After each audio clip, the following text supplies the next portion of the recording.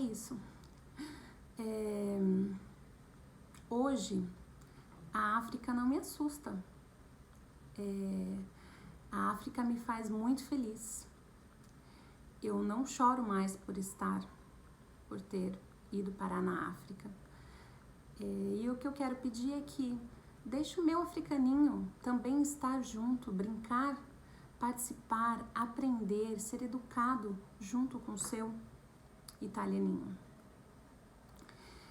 Uma coisa que é importante falar é que eu contei para vocês agora a minha história, né? A minha vivência, mas muitas mães têm e recebem o diagnóstico de outra forma. Quando o bebê já apresenta características desde bebezinho, de pequenininho, que não faz contato visual quando mama, que essa mãe percebe que tem alguma coisa diferente. Quando essa mãe já tem, não é o primeiro filho dela, ela consegue falar assim, tem alguma coisa, porque o meu outro fazia assim, assim, assim, nessa idade já fazia isso, já fazia aquilo. Quando essa mãe está buscando, algumas mães, elas buscam realmente o diagnóstico, porque elas têm aquela pulguinha atrás da orelha. Então, elas recebem o diagnóstico, às vezes muito mais cedo, às vezes muito mais tarde. Tem aquela mãe que só recebe o diagnóstico quando o filho entra na escola. Aquela mãe que ela não viu antes o autismo, não é porque ela não quis, é porque tem vários tipos de autismo, graus, níveis, e cada criança tem características totalmente diferentes. São crianças que às vezes é mais difícil fazer o diagnóstico. Meninas é muito mais difícil, às vezes demoram muito mais para as meninas receberem diagnóstico, até por conta que os protocolos de avaliação são mais focados em meninos. As pessoas têm os mitos que elas acreditam, né? Porque menina é mais tímida mesmo. Porque menino demora mais para falar. Ele vai falar. Então, são, às vezes, famílias que não têm acesso à escola, às vezes não têm acesso a outras crianças. Tem famílias que não têm amiguinhos, que não têm filhos nunca viram, não tem contato muito com filhos de outras pessoas para poder comparar. Tem famílias que, às vezes, realmente não tem condições de ir num posto, né? O Brasil é um dos países muito desigual. Então, a gente tem de todos os tipos. E, às vezes, esse diagnóstico só vem quando uma professora que já está acostumada ali com um monte de criança fala, tem alguma coisa aí. Quando eu chamo, ela não me atende, ela não consegue sustentar o olhar, ela não consegue brincar com os pares, ela está sempre brincando sozinha, ela tem movimentos repetitivos, e é onde esse educador, esse professor, consegue levar o alerta para a mãe ir atrás de um neuro. E aí, todo esse diagnóstico vai depender das condições financeiras dessa família. Se essa família, ela tem convênio, fica um pouquinho mais fácil, mas não quer dizer que é totalmente mais fácil, porque para você achar um médico no convênio especializado em autismo, é uma agulha no palheiro. Se essa mãe não tem convênio, ela vai para uma UBS, se ela chega lá nessa UBS e ela é desencorajada por um pediatra, por um médico de família que não tem formação, que ainda é muito comum no Brasil, médicos e pediatras, enfermeiros, não serem capacitados para fazer o diagnóstico precoce, essa mãe só vai receber o diagnóstico quando alguém da escola alertar. E também é possível os diagnósticos de adolescentes, né? É muito comum, somente as adolescentes e autistas de nível 1, né? Antigo autismo leve. Às vezes esses adolescentes, eles passam a escola inteira, a sua vida escolar inteira, e só depois dos 17 anos, quando entra na faculdade, que começa a ter acesso, ou às vezes por engano, ou às vezes estava lendo alguma coisa, ou então estava tendo alguns sintomas, e aí essa família recebe o diagnóstico. Normalmente, quando é adolescente, quando é adulto, esse diagnóstico vem como ajuda. Esse diagnóstico, ele tem um peso de um luto, mas ele vem da forma que, assim, olha, agora eu posso, agora eu sei quem eu realmente sou, agora eu sei que eu realmente, eu não estava com problema, eu não era uma criança tímida demais, eu não era uma criança que não gostava das outras pessoas, eu realmente tenho dificuldade de interação social por conta de estar no espectro. Então, o diagnóstico, ele chega às vezes como um alívio. Então, para cada família, para cada pessoa, o diagnóstico chega de uma forma diferente. Então, se você pensou um dia em julgar aquela mãe e aquela família, dá uma repensada, né? O dia que chegar uma criança para você que você vê que tem alguma diferença, acompanha, acolha. Muitas dessas mães não têm rede de apoio do pai da criança, né? Quando uma criança às vezes recebe diagnóstico, é muito comum que essa mãe se separe. Pode ver aí na sua lista, aí tem muitas mães com crianças que receberam diagnóstico de autismo separadas. Por quê? Porque assim, a mãe aguenta muita coisa e às vezes o pai não aguenta muita coisa. E a gente quando entra, eu falo por mim, tá? Não por todas as mães, mas assim, eu quando eu entrei numa profundidade tão grande que eu esqueci tudo ao meu redor, tudo. Eu queria salvar o meu filho, eu queria ajudar o meu filho de qualquer maneira, não importava o quê. Então assim, eu falo que se meu marido falar assim, vou embora, eu vou falar, beijo, tchau, beijo, me liga. Meu filho é a parte mais importante da minha vida. E as mães, elas vivem a maternidade muito intensa, né? O Arthur chegou de uma forma muito intensa, a prematuridade, eu falo que assim, acabou comigo. Quando ele veio pra casa, eu fiquei 17 dias sem dormir, dia e noite, com medo dele morrer. Eu ficava com a mão em cima dele, com medo dele morrer. Então, eu peguei uns traumas diferentes, mas não sou muito diferente de muitas mães. A gente realmente se entrega muito para essa criança e a gente, às vezes, perde a nossa rede de apoio, porque se entrega muito para a criança, mas na maioria das vezes é porque a gente, maridos, pais de crianças, homens, não conseguem lidar com a situação e acabam abandonando. Na maioria das vezes é o abandono dessa mãe, dessa família. Além de às vezes não ter a rede de apoio do marido, às vezes a gente não tem rede de apoio da família.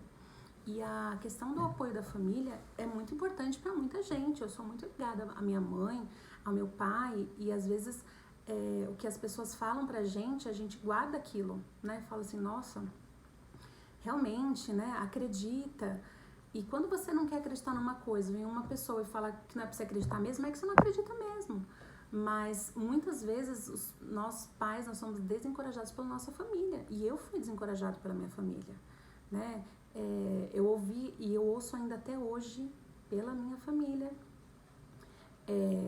por pessoas da minha família, que isso vai passar, que o autismo vai passar, que ele vai crescer e vai passar. E eu penso assim, meu Deus, quem dera. Nossa, mano, mas você não tentou conversar com essa pessoa da família? Eu, só que tem pessoas e pessoas, né? Os meus pais entenderam muito bem, mas demorou. Eu tive que chegar e fazer uma conversa, falar assim, mãe, presta atenção. A senhora acha mesmo que a gente estaria gastando tudo isso de dinheiro? Eu teria parado de trabalhar se meu filho não tivesse nada? Minha mãe... E aí eu tive que mandar muitos vídeos e mandar muito material. Então meus pais estudaram e a minha família inteira começou a estudar para saber como lidar com meu filho, como que assim, não adianta você falar não, sabe? Não adianta você falar não adianta você bater, não adianta você gritar, porque você é muito mole. Então, muitas dessas mães, elas são desencorajadas pela família, elas são encorajadas a esperar, né, que é o mais comum, a fazer oração, olha, porque você tem que levar ele a batizar essa criança para passar, você tem que ter mais fé. E a gente sabe de muitas outras questões que as mães passam. Então, quando eu falo com educadores, vocês que têm conhecimento, vocês que estão ali o dia inteiro com crianças e vocês sabem que às vezes tem alguma coisa errada, é sua obrigação alertar. Quando as pessoas me perguntam assim, como que eu falo que aquela criança é autista? Para uma mãe. Eu pergunto assim, você é o que dela? Ela é minha amiga. Se você é amiga, você vai falar de uma forma. Você tem obrigação como amiga de alertar? Não tem obrigação. Mas você pode falar assim, amiga, eu achei que seu filho tem algumas condições assim diferentes, ele tem alguns comportamentos diferentes. Você já foi no neuro? Não. Você gostaria que eu te indicasse, buscasse, que eu tenho uma amiga que tem? Eu posso te dar um contato de uma amiga? Você tem dúvida? Pode ser que a mãe fale assim, ai, você me ajuda nisso? Ai, menina, eu sempre achei. Pode ser que ela fale assim, não, imagina, minha filha, não tem nada. Que foi uma coisa que aconteceu comigo, na minha família, inclusive. Eu tenho um sobrinho e ele desde pequenininho tinha algumas características, ele ficava muito tempo com a escova de dente assim, muito tempo. Mas ele falava, ele tinha alguns comportamentos diferentes e a gente falava assim, bom, ele tem alguma coisa. E a gente falava assim, olha, leva ele, leva ele, leva ele. De tanta gente insistir, a minha cunhada levou. E o neuro falou assim, esse menino não tem nada. E aí a gente quase esfregou o laudo assim na nossa cara. E eu e minha mãe nunca mais tocamos no assunto. Quando foi com 6 anos, no primeiro ano, tipo, na primeira semana, a escola já chamou a mãe dele lá. Falou assim, olha, ele tá muito agitado, ele fez um relatório.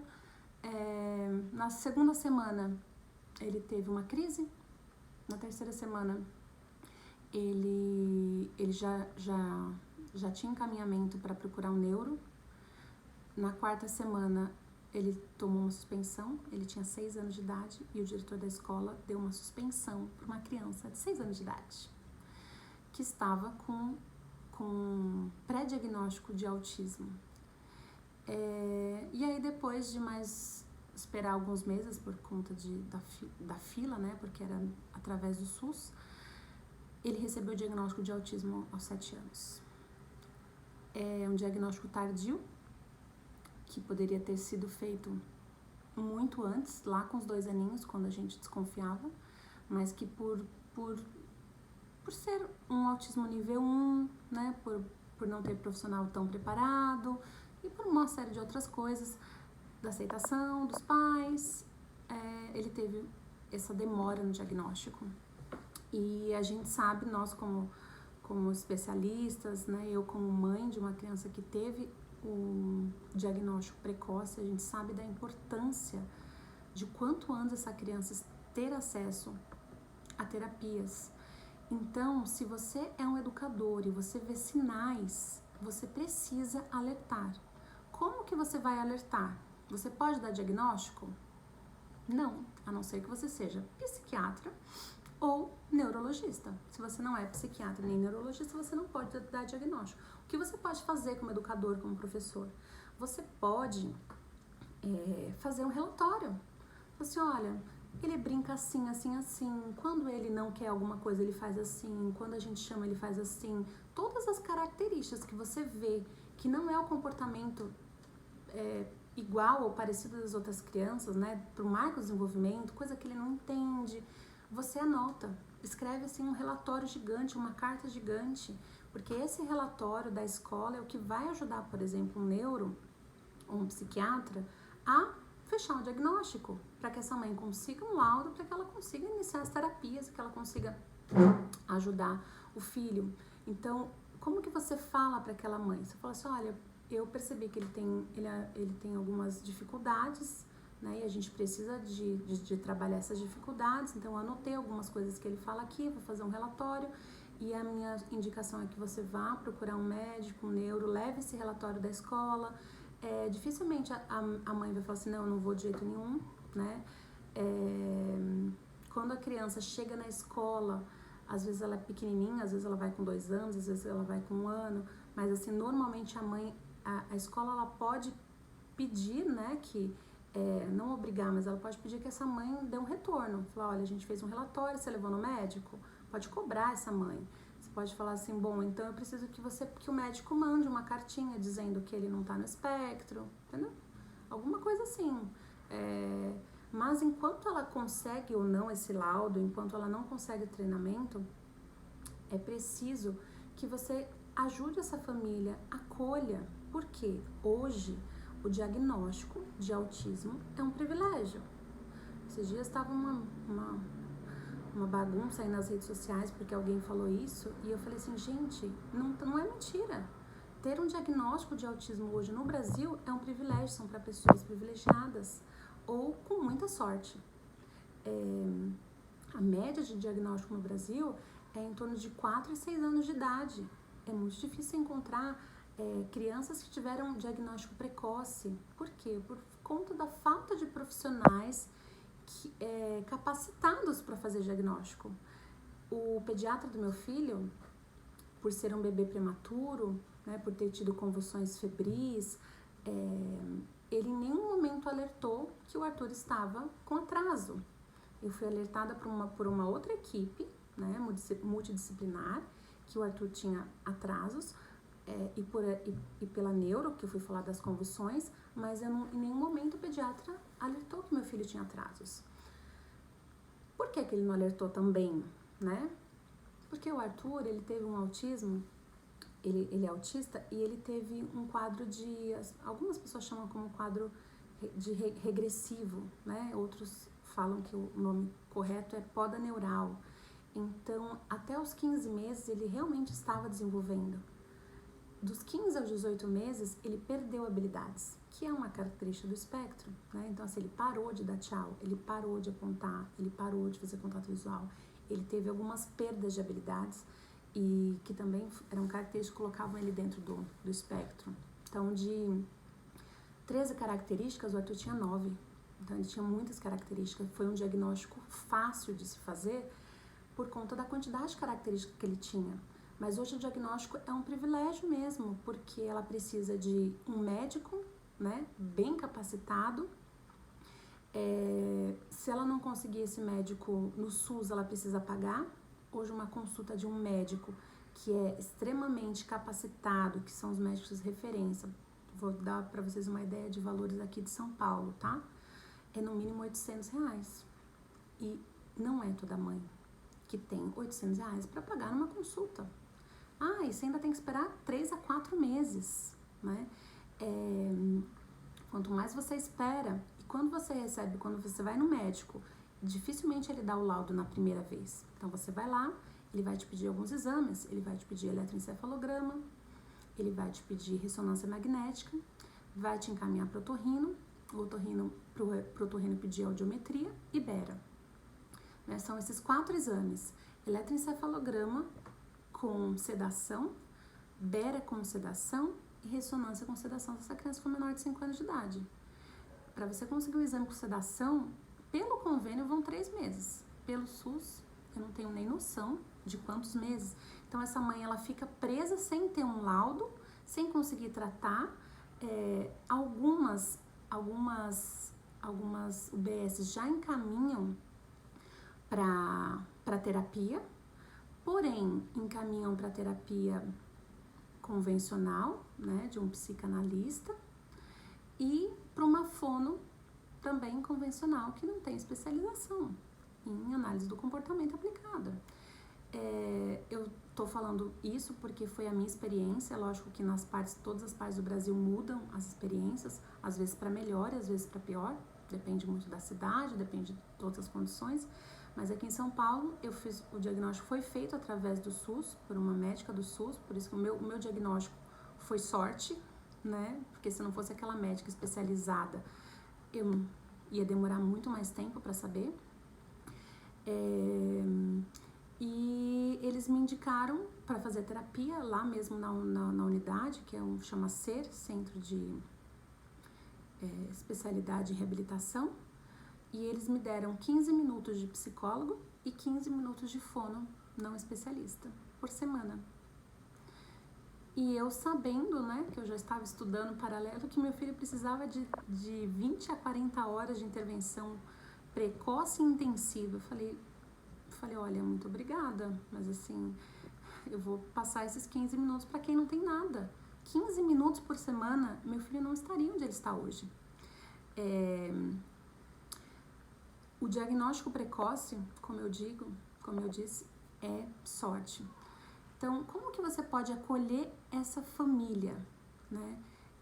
Que são famílias totalmente diferentes, famílias de vários tipos, né? De situações financeiras e de situações de entendimento, de especialização, de educação. Eu falo que a melhor forma de alguém acolher, de um educador acolher, é sendo rede de apoio. Então, se você está sabendo agora a dificuldade que é para essa mãe conseguir um laudo, Eu falo da dificuldade porque, assim, no SUS é uma média, eu vou falar pelo que a minha cunhada viveu, tá? O que eu vivi na minha família. Foram 9 meses para conseguir um laudo dizendo que esse menino, o F84, dizendo que ele estava no espectro. Nesses 9 meses, a escola, ela não vai colocar um assistente terapêutico. A escola não vai fazer adaptação. A escola não vai fazer nada a mais porque essa criança não tem um laudo. Isso é o mais comum. O que a escola desse meu sobrinho conseguiu foi deixar entrar psicóloga. Então, a gente contratou uma psicóloga particular para a psicóloga capacitar a professora para fazer adaptação para o Guilherme, no caso, dessa criança. Só que a maior dificuldade do Guilherme não ele tem dificuldade de comunicação, claro, por isso ele está dentro do espectro, tem dificuldade de interação social, ele tem hiperfocos, assim, muito forte, né? Hoje o hiperfoco é Pokémon, mas era Sonic e antes era carros. Então, o tempo inteiro ele desenha e pinta e só fala disso, mas a maior dificuldade é o sensorial, né? Que é uma outra questão. Então, ele tem hipersensibilidade auditiva, ele tem um grau de visão, e ele tem outras sensibilidades que precisam ser trabalhadas dentro de uma sala de aula, que precisa de suporte, e é uma criança que não tem terapia, né? Porque se a gente não consegue psicólogo, a gente consegue 15 minutos, mais 15 minutos Pra vocês terem uma ideia, eu fiquei sabendo essa semana que ele tá fazendo terapia ocupacional. Sabe quanto? 30 horas por mês, por conta da pandemia. Uma criança autista está fazendo 30 horas por mês por conta da pandemia, é o que ele está tendo de terapia. Então, vocês imaginam, essa mãe que recebeu o diagnóstico, que ainda não tem um laudo, ela precisa que você apoie, ela precisa que você, como educador, como professor, ajude. Então, não adianta você só levar problema para ela, falar, olha, ele não tá fazendo isso, ele não faz isso, você tem que dar um jeito nele.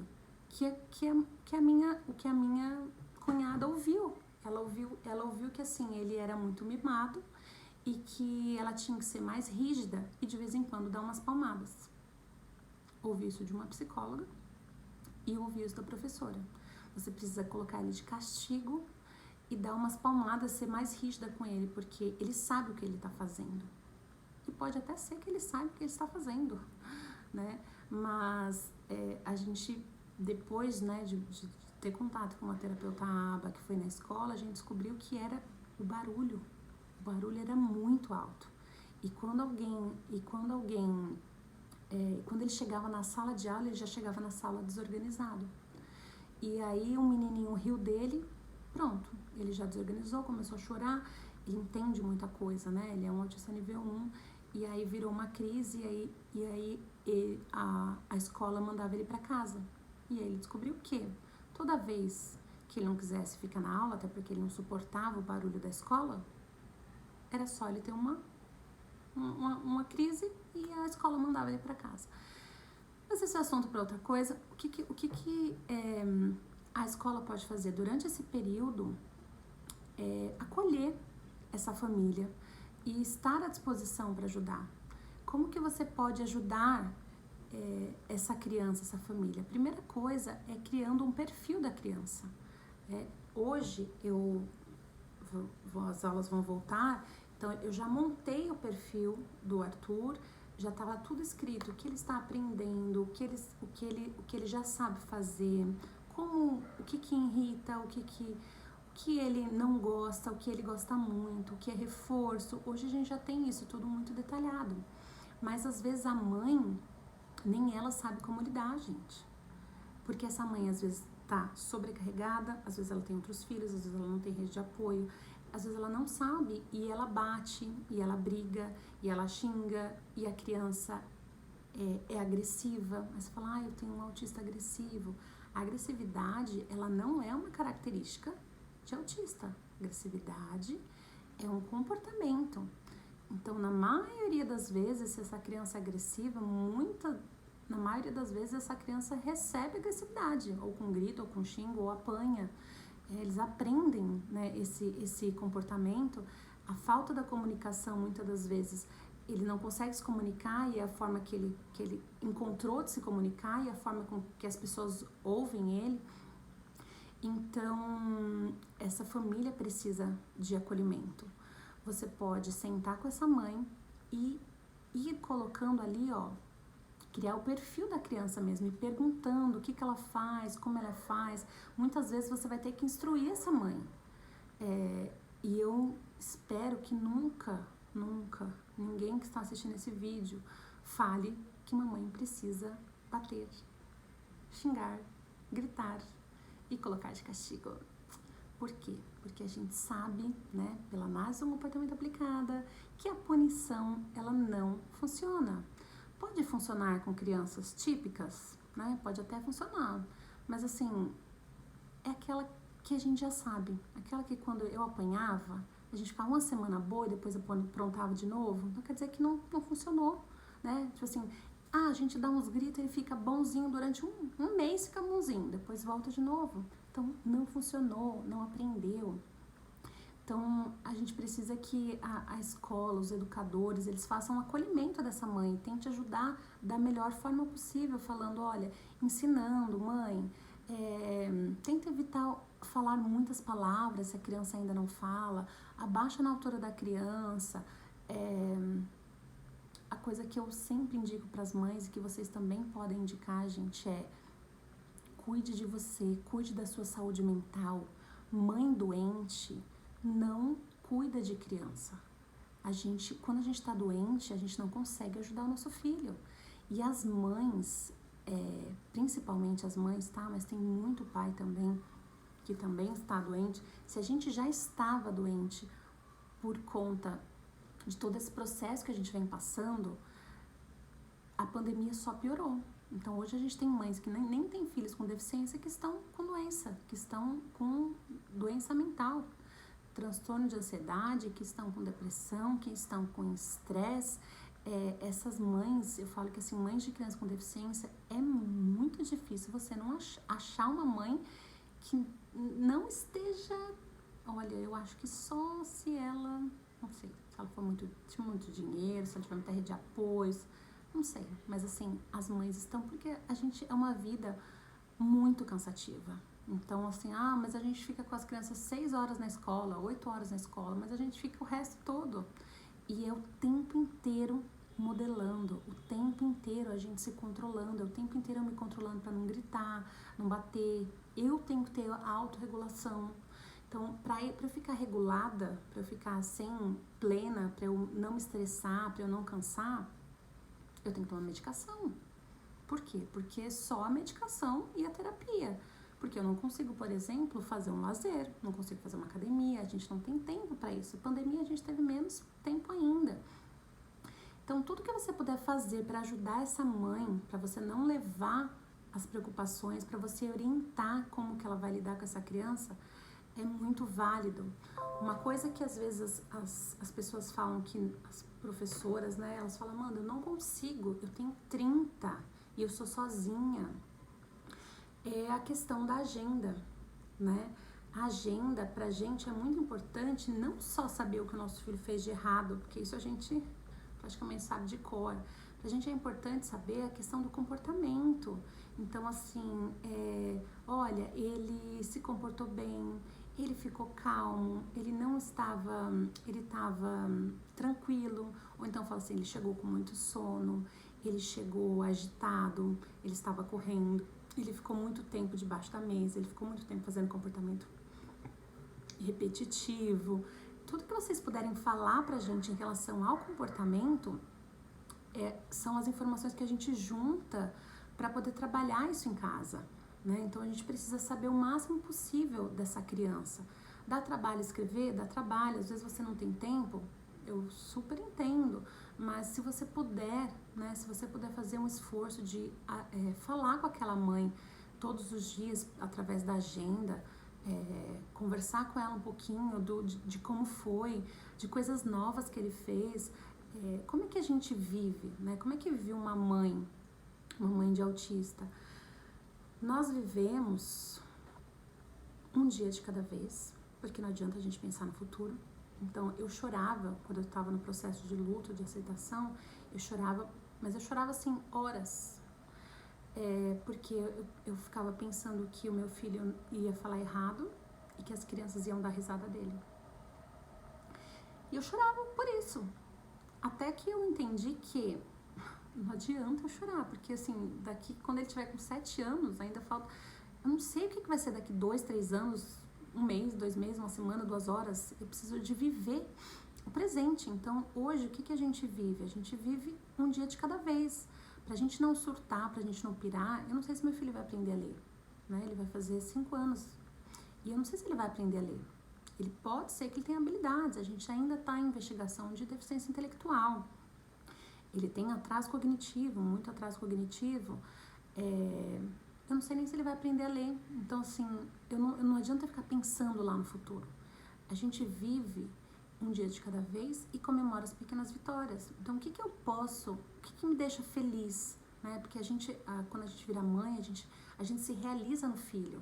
Mas se o nosso filho não realiza grandes obras, né? Como aprender a ler, como, né, falar, sei lá, cantar, aprender, a gente precisa viver das pequenas vitórias. E essas pequenas vitórias é o que movem a nossa vida. Então, deixa eu pensar o que o Arthur falou essa semana.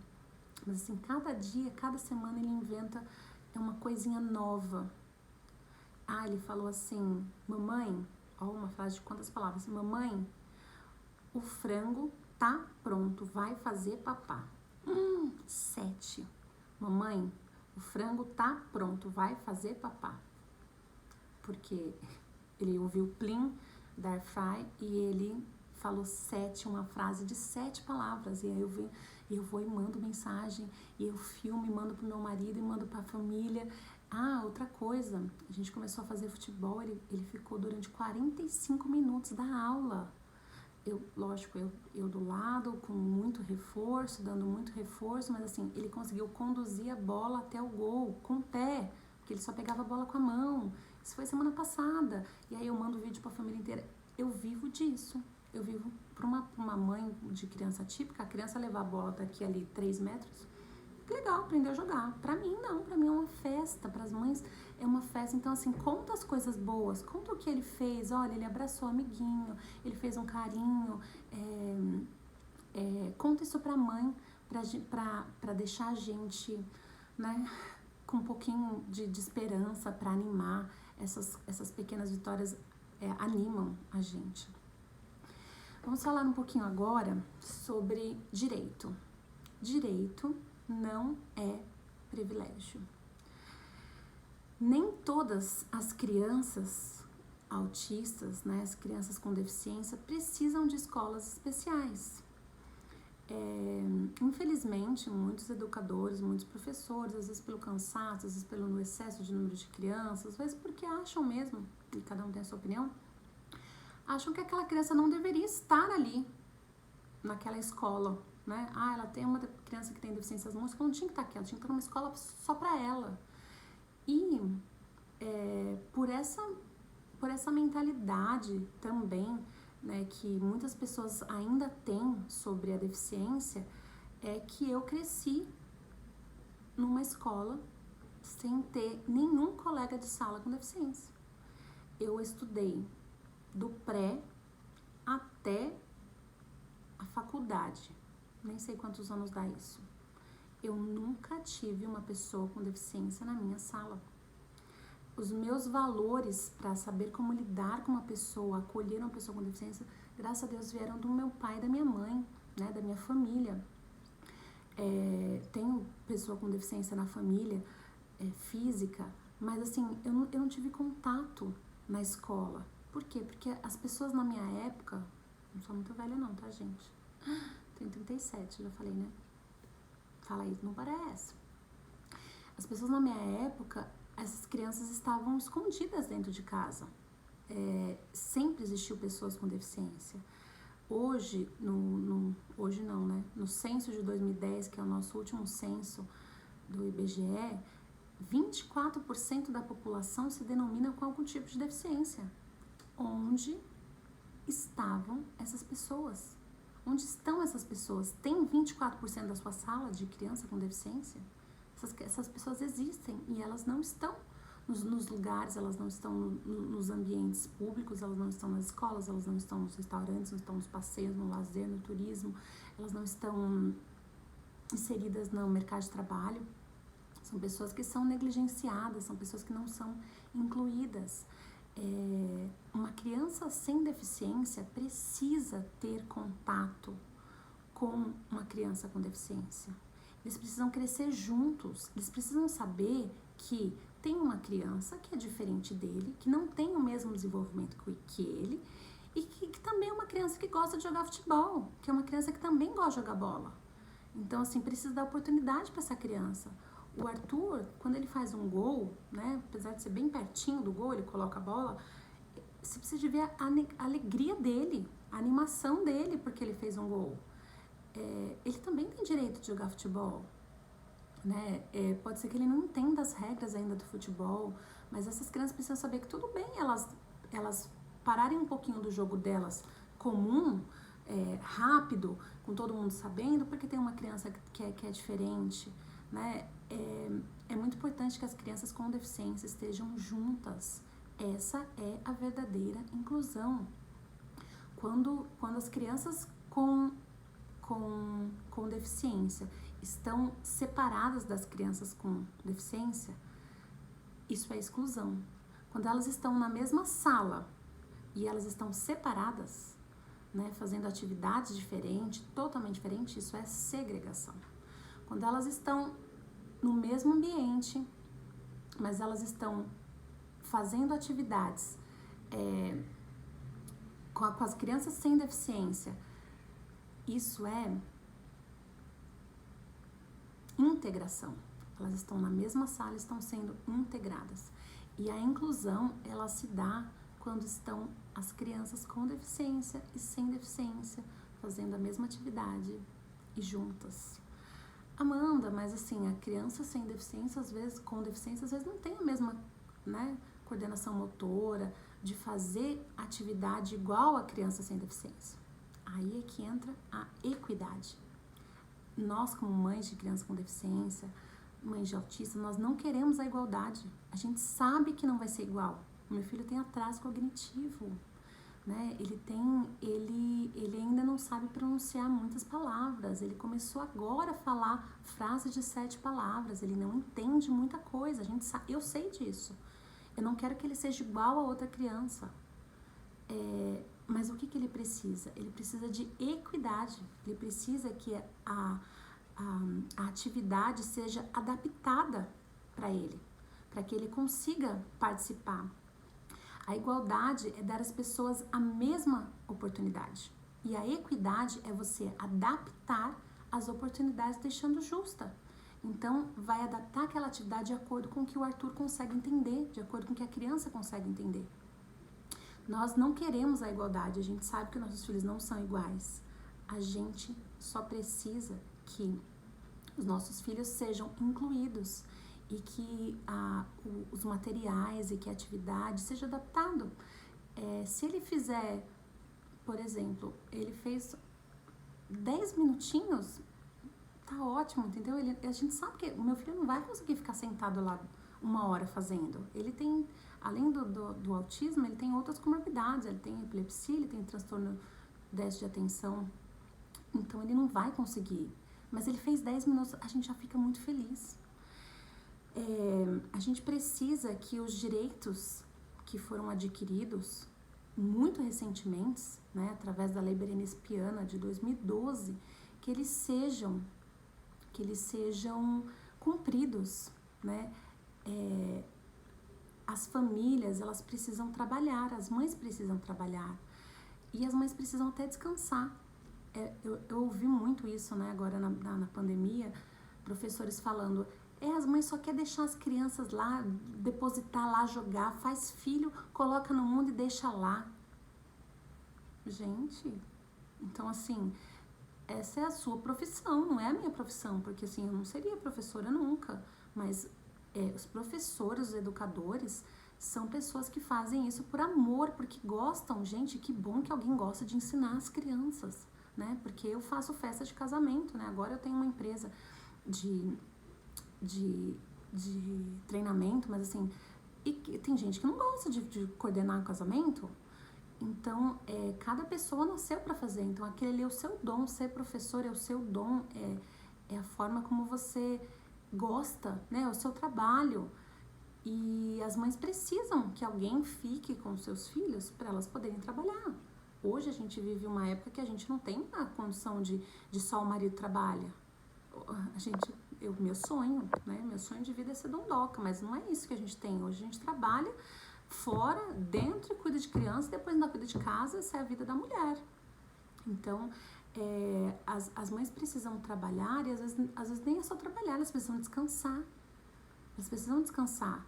E quando você escolhe ser professor, quando você escolhe ter uma escola, você não escolhe assim, olha, então, eu só quero as crianças boas, tá? Não dá pra você, como pessoa, fazer isso. Você não pode só escolher, porque o mundo não existe só pessoas sem deficiência.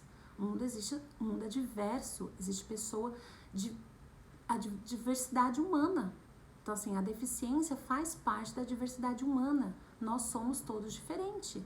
Algumas têm deficiências, outras não têm deficiências, mas algumas pessoas são pretas, outras são brancas, umas pessoas têm sexualidade, o mundo é diverso. E graças a Deus que nós estamos agora vivendo uma época onde diversidade não é uma coisa que precisa ser escondida. Falta muito, né? Falta muito em relação ao racismo, ao xenofobismo, ao capacitismo. Falta muito ainda pra gente. Mas eu falo que a geração que meu filho está vivendo vai ser uma geração muito melhor que a minha. Porque é uma geração que inclui. E a minha geração excluía, né? Uma geração e a geração dos nossos antepassados escravizavam. Então, assim, a gente está realmente evoluindo nessas questões. Então, as famílias têm direito, é direito da criança ter educação, é direito da criança, na verdade, qualquer pessoa ter educação, saúde, lazer, cultura, faz parte da dignidade humana. Então, aquela criança, mesmo com deficiência, ela precisa ter direito à escola, ela precisa ter direito à educação. No nosso país, o combinado é que eu dou 40% do meu salário, né, que é o imposto de renda, a gente dá 40%, a gente trabalha 40% do nosso ano para dar para o governo administrar. E o governo dá saúde, educação, lazer, cultura. A gente sabe que na prática mesmo, isso não funciona, né? A gente sabe que na prática a gente não tem esse acesso que a gente deveria. Mas é um direito, tá na lei, tá na Constituição. Então, a gente precisa fazer o máximo que a gente pode. As escolas precisam o máximo. E deixar essas crianças com deficiências estarem junto com as outras crianças é muito importante. Além da educação, né, quando a gente fala de estar dentro de uma sala de aula, é muito comum que as crianças autistas, elas tenham necessidades de ter um acompanhamento um pouco mais perto. Muitas chamam de assistente terapêutico ou acompanhante terapêutico. Qual que é a função desse acompanhante terapêutico? Muitas escolas, muitos educadores não entendem. Esse acompanhante, assistente terapêutico ou esse estagiário, ele não vai ser babá da criança. Ele não é responsável pela educação, por dar o pedagógico para aquela criança. Ele está ali para assistir, ele está ali para acompanhar, ele está ali para auxiliar. O que faz um assistente terapêutico, tá? Quando, por exemplo, é uma escola particular e às vezes a família contrata e coloca lá junto para acompanhar a criança. Esse acompanhante terapêutico, ele vai facilitar a comunicação dessa criança autista com as outras crianças, ele vai dar o modelo. Ele não vai fazer pela criança, né? Principalmente o assistente terapêutico que trabalha com ABA. Ele vai dar ajuda, depois ele vai dar o reforço, até generalizar comportamento. Então, ele vai ajudar na questão comportamental. O assistente terapêutico, quando uma professora recebe um assistente terapêutico, essa professora tem que aproveitar o máximo que ela puder. Tipo, para aprender com esse assistente terapêutico, porque ali vem muito conteúdo de uma supervisora, de uma terapeuta ABA que está ensinando aquela criança aquela terapeuta a aplicar os conceitos de análise de comportamento naquela criança. E às vezes o professor não tem acesso. Então, só que a escola, ela não pode pedir para que o pai pague esse acompanhante terapêutico. Isso é contra a lei, isso é discriminação. Por que é discriminação? Porque a criança sem deficiência, ela não vai precisar pagar, vai? E eu vou precisar pagar só porque eu tenho uma criança com deficiência? Então, tipo, vai ser um bônus a mais, vai ser uma coisa ruim, eu vou ter uma multa por ter uma criança com deficiência. Então, assim, os pais não são obrigados. De quem que é a obrigação de contratar um assistente terapêutico para acompanhar a criança? Da escola. Nossa, mas aqui na minha escola particular eu não tenho condições financeiras porque é um custo a mais. Isso chama risco do negócio. Quando você abre uma escola, você sabe que você não pode receber sua criança sem deficiência. Não tem essa regra. Então, pode ser que você tenha criança com deficiência e pode ser que essas crianças com deficiência precisem de um acompanhante terapêutico. E esse acompanhante terapêutico tem que ser fornecido pela escola. Então, você precisa colocar lá no seu risco de negócio que pode ser que você tenha que tirar de algum lugar, porque esse pai precisa pagar a mensalidade integral, igual das outras pessoas sem deficiência. Escola pública, eles fornecem algumas escolas públicas, eles são obrigados também da mesma forma a fornecer um acompanhante para a criança. Só que na lei lá está escrito que ele precisa fornecer um acompanhante especializado. E na prática, a gente vê que essa criança recebe um estagiário que ainda está cursando a faculdade, que provavelmente nessa faculdade que ele está cursando, seja pedagogia, seja português, matemática, seja lá o que for, se ele ouvir falar de autismo, vai ser muito pouco. Como é que uma pessoa que ainda está aprendendo vai lidar com uma criança na questão comportamental, que a gente sabe que é muito complexa? Então, o professor, e o que é mais comum acontecer ainda, gente, é o professor falar assim, bom, eu tenho 30 crianças, você só tem uma, você se vira com essa daí, e eu vou cuidar das outras crianças. Isso é muito comum acontecer. Sendo que essa criança precisaria de uma adaptação de conteúdo. Aí entra outra questão. Quem vai adaptar esse conteúdo? Porque aquele professor ali, ele às vezes não tem a capacitação para isso. Aí em muitas escolas tem um coordenador que é especializado em educação especial, e aí ele faz essa adaptação de conteúdo e o professor aplica, mas qual que é o pedido, né, que eu como mãe, que a gente vem fazer aqui? Caso você não saiba como criar um plano de ensino individualizado para essa criança, você peça ajuda, né? Peça ajuda da mãe, peça ajuda da família, peça ajuda da psicóloga, peça ajuda da coordenadora, porque você só vai conseguir realmente incluir, você só vai fazer a inclusão verdadeira dessa criança se ela tiver um tratamento individualizado. Mas não dá, gente. Cada criança é única, cada deficiência é única, as características são únicas. A gente consegue, na maioria das vezes, colocar o conteúdo na maioria das crianças, mas sempre tem algumas crianças que não conseguem absorver igual as outras crianças. Com a criança com deficiência, é mais ou menos isso. Elas são totalmente diferentes, aprendem em ritmos diferentes, precisam de formas diferentes de aprender. O Arthur, ele aprende muito com modelo, então você tem que abaixar e fazer igual para ele te copiar. Não adianta você falar assim, faz isso. Às vezes não tem nem noção. Hoje ele sabe o que é pular, ele sabe o que é rodar, sabe o que é correr, mas deixa eu ver. Se você for falar pra ele assim, todo mundo vamos saltar. Ele não sabe o que é saltar. Se falar assim, vamos pular, ele vai saber, mas saltar já é uma palavra que tá fora. Então, precisa adaptar, né? Adaptar, lógico, a linguagem, mas principalmente adaptar o conteúdo. Vou contar um pouquinho, já tá acabando, tá, gente? um pouquinho da minha experiência com a escola, de como foi, né? Quando a gente recebe o diagnóstico, é muito comum que mesmo psiquiatras e neuros experientes, né, que se dizem especialistas em autismo, mandem a gente colocar a criança na escola. E nós, como mães, que não somos médicos, o que a gente faz? Bota a criança na escola. E pega e coloca uma criança de 2 anos de idade numa escola, porque a gente ouve assim, ele não fala ainda, coloca ele na escola, porque na escola, né, para ele desenvolver mais a fala, porque lá tem as crianças. Mas se a criança não sabe imitar, se a criança não sabe fazer contato visual, ela não tem como aprender. Porque as crianças, né, o comum, elas aprendem por imitação, elas aprendem porque estão vendo a outra criança fazer.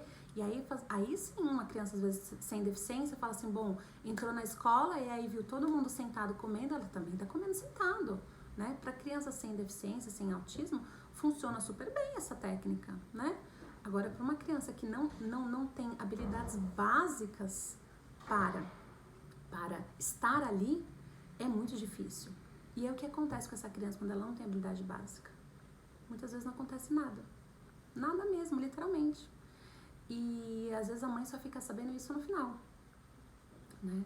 Eu coloquei o Arthur na escola com menos de 2 anos, né? Com 23 meses. 23 meses. E faltando um mês para completar 2 aninhos. E ele era, assim, o xodó das professoras. Coisa mais linda, né? Um menino bonzinho, não bate, porque eu nunca bati, não agride, não chora, porque o Arthur é hiporresponsivo, assim, ele é uma criança muito difícil de chorar.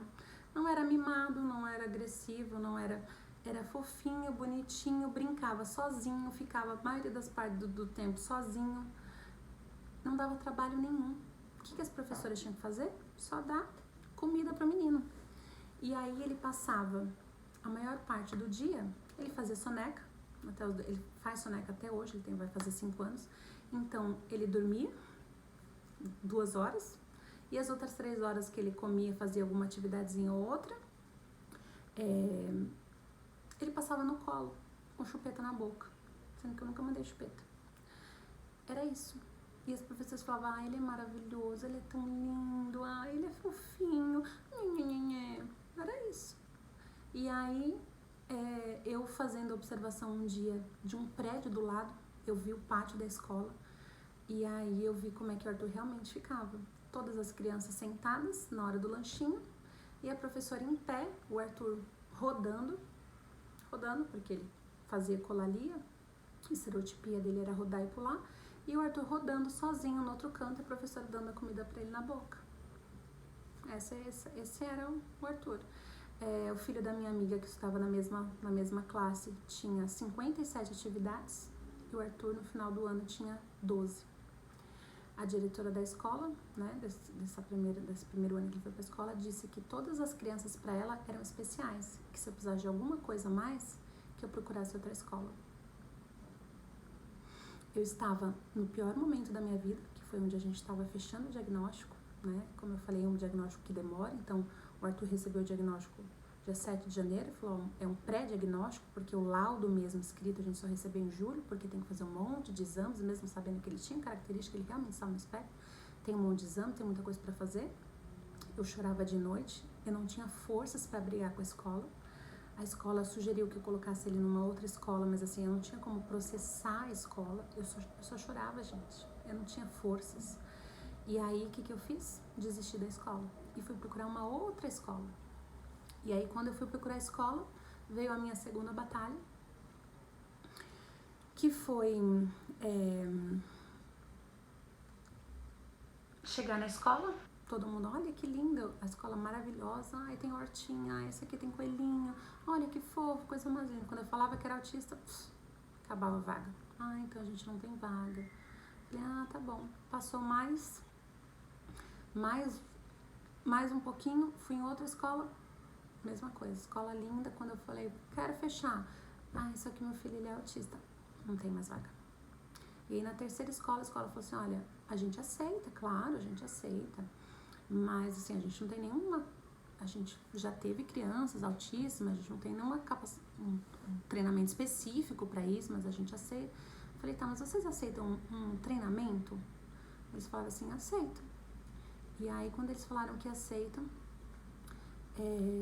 eu, junto com a psicóloga do Arthur, a Maria Luísa Jordão, nós criamos uma capacitação e a gente capacitou todos os professores, né? Ela é uma psicóloga ABA, né? Uma psicóloga comportamental, e a gente fez uma capacitação de toda a escola, professor, monitor, cozinha, para fazer a inclusão do meu filho. E foi onde nasceu a Incluir Treinamentos, que é a empresa que eu tenho hoje. Eu abandonei a área de assessoria, vendi minha loja de festas. Eu tive a ideia de montar e Incluir Treinamentos porque eu comecei a viajar depois que o Arthur teve o diagnóstico. Eu falei assim, eu me recuso a deixar de viajar. E eu comecei a viajar e eu falava, meu Deus, eu não sei viajar com meu filho. O Arthur chegou no hotel, ficou 3 dias sem tomar banho, porque ele não entrava no banheiro. O banheiro era extremamente escuro, o chuveiro era forte. E eu falei, meu Deus, eu não posso parar de viajar por isso. E aí eu fui procurar para saber como que viajava com criança. E nessa que eu fui procurar saber como viajar com criança, eu fiz uma certificação internacional pelo BCCIS, onde eu sou a primeira brasileira certificada em autismo para viagens.